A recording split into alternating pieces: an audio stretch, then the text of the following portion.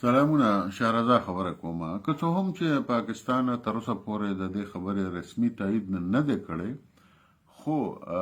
راپورونه دا وایي چې د پاکستان ځواکونو د پاکستان جزونو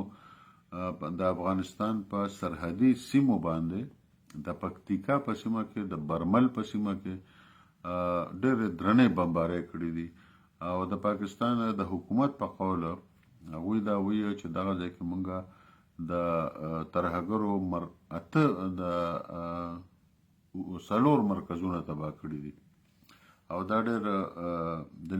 آبادیانه بارو بیا تصویرونه ښودل شوي دي دغه مرکزونه تباه کړي دي او دغه ځای کې به دوی عمر میډیا هم چلوله هغوی لکه سټوډیو جوړه کړې وه نور څیزونه ولې جوړ کړي وو دغه د دوی نشریات هم د دغه ځای نه چلېدل نو دوی دا وایي چې موږ کومه بمبارۍ کړي دي په هغې کې تر اوسه پورې یو اویا کسان داسې دي چې هغه پکې موږ تصدیق کولی شو چې یاره دا مړه شوي دي او بل خوا بیا که موږ وګورو نو په جنوبي وزیرستان کې 14 ترهګر وژل شوي دي دغه شان په بله علاقه کې په ترهګرو وژلي دي 11 کسان نو تقریبا چې په یو ورځ باندې بلا ترهګر د پاکستان فوج وژلي دي خو دا په افغانستان په پټنځایونو کې چې کومه حمله کړې وه چې د افغانستان خوا کې د افغانستان د پاکستان د پولې نه ورهاخوا چې هغوی کوم پټنځایونه جوړ کړي دي ځان له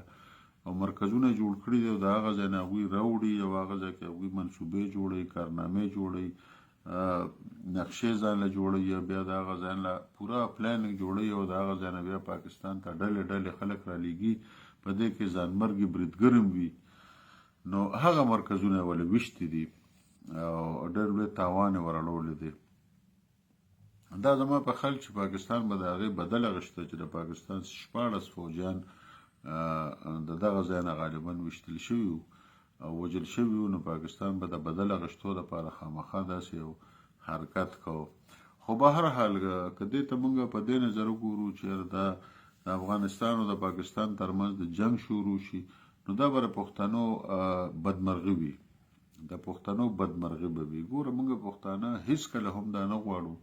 چې زموږ په خوره هخوا یا دېخوا زموږ په خوره د جنګ وي موږ امن غواړو او موږ امن غواړو موږ په خپله خوره امن غواړو خو د دې کې چې تاسو یې ټوپک ته لارې راولئ او که د خبرو اترو د لارې راولئ خو مهرباني وکړئ پښتانه 50 کاله وشو په امن پسې ړانده شو موږ پر خپله خوره امن غواړو چې امن راشي نو تعلیم به هم راشي نو شعور به هم راشي نو کارخانې به هم راشي نو سرمایه کاری به هم راشي تعمیر او ترقي به هم شروع شي او چې امن نه وي نو څه به وي همدغه به وي لکه دا مونږ چې څنګه دغه شان پراته یو خوار وزار نه راته بجلی شته نه راته ګیس شته او ټول علاقې هم ګډې وډې دي د تعلیم سیستم هم ګډ وډ دی د هسپتالونو سیستم هم ګډ وډ دی هر یو شی هم ګډ وډ دی د هغې وجه دا ده چې زموږ په صوبه کې امن نشته که امن راغی نو دې صوبې ته به ډېر شیزونه راشي خو چې امن راشي او د دې بدامنۍ د لاسه خلکو خپل کاروبارونه او خپل روزګارونه پنجاب ته یوړل نورو صوبو ته یوړل کراچۍ ته یوړل او دا هم داسې پرېښوده نو خبره رانه اوږدېږي خو په دغه مرکزونو باندې حملې شوي دي او اخري معلومات دا وایي چې یو اویا کسان په دغه کې ترهګر وژلي شوي دي او دغه شان دا نور هم چې ورسره په تیرا کې او په شمالي وزیرستان کې یو ځای کې نو تقریبا چې 100 کسان په یو ځای له ترهګرو مړه شوي دي لکه داسې خو نه شي کېدی که نه چې افغانستان د هغه اړخ راځي او زموږ فوجان او زموږ پولیس نه وژني او موږ د ورله بیا ګلونه ورکوو ګلونه خو نه شو ورکولی که نه خامخا د هغې بدل بالي د هر یو پولیس او د هر یو فوجي بدل به اخیستی کېږي دا خو سوال نه پیدا کېږي چې تاسو موږ وژنئ او موږ درته ګورو داسې خو نه کېږي نو پاکستان دا هوډ هم څرګند کړی دی چې که بیا هم په پاکستان باندې داسې څه حمله وشوه نو موږ به بیا هم د افغانستان په خاوره کې دننه د ترهګرو دغه کیمپونه نښه کوو بیا به هم په نښه کوو البته افغانستان په دې باندې ډېر سخت غبرګون ښولی دی او ویلی دی چې دا د افغانستان د خاورې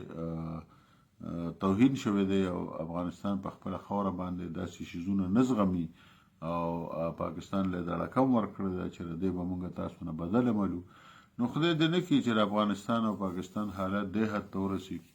موږ خو وایو چې افغانستان او پاکستان د پخپلو کې روغ او جوړ وي ځکه چې په دې کې د پښتنو خیر دی نو د پښتنو خیر په امن کې دی په جګړه کې نه دی د پښتنو خیر چرې هم په جګړه کې نه دی که د افغانستان او د پاکستان جنگ وشي نو په دې کې به دل کېږي څوک پښتانه پکې دل کېږي نو لہذا جنګونه موږ نه غواړو موږ امن غواړو امن غواړو امن غواړو امن غواړو او زه د خلکو ته دا وایم دا کوم چې په افغانستان کې دره شوي دي چې که تاسو دا وایئ چې یاره د پاکستان فوج له به موږ شکست ورکړو پاکستان له موږ شکست ورکړو نو تاسو دا خو تاسو خوبونه وینئ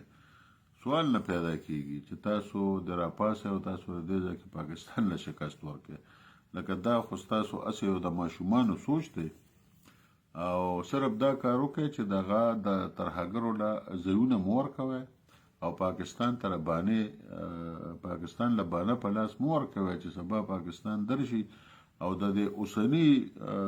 بمبارۍ نه زیات بمباري کی صرف دا خیال وساته